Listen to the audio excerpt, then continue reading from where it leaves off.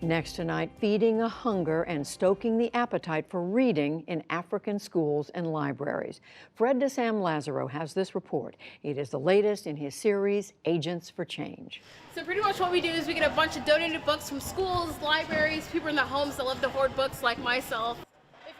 It's a typical Saturday morning, and Selena Hamer is training in a new shift of volunteers on how to choose which materials are suitable to send overseas. About 6 million books are delivered to this football field-sized warehouse in Atlanta every year. Dozens of volunteers come in to sort through the piles, and eventually some 3 to 4 million make it out of here, destined for libraries and schools across Africa. The organization is aptly called Books for Africa, and over the past 30 years it has sent some 41 million books donated by schools, libraries, and textbook companies to 53 different countries. It all began when a Minnesota bookseller named Tom Worth, on vacation in Africa, happened to visit a library, says the group's executive director, Pat Plonsky. Library that had no books in it, had a building, it had card catalogs, had a librarian, and had virtually no books. So he came back home to Minnesota, met with some of his book partners. They got together, sent a few books, and again, that was 41 million books ago. Today, African schools and libraries send Books for Africa a wish list. They agree to pay for the shipping on ocean-going ships in bulk containers to minimize costs.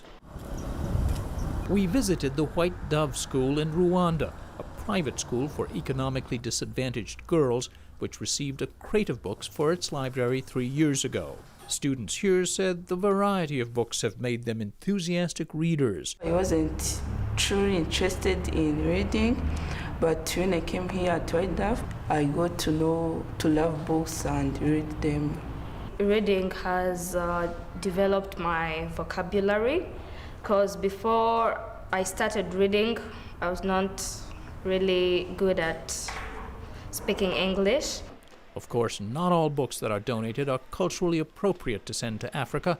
No self-help, no travel guides, no American history, no Santa, Easter Bunny, or Halloween.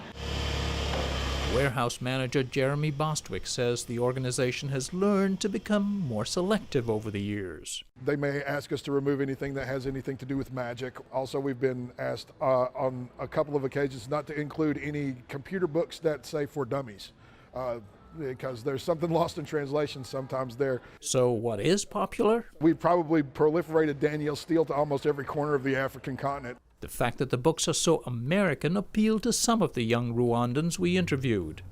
The more you get to read the books of America, you get to discover what really America is. You get to know the culture, the history of America. Others wish there were more books about Africa rather than the predominantly American narratives they read. A girl in an American high school going in a university in America, while those African books, it talks about situation that happens in Africa, which you relate more. You'd like to see more of that? Yes. We are seeking to provide more books in local languages and more IT books.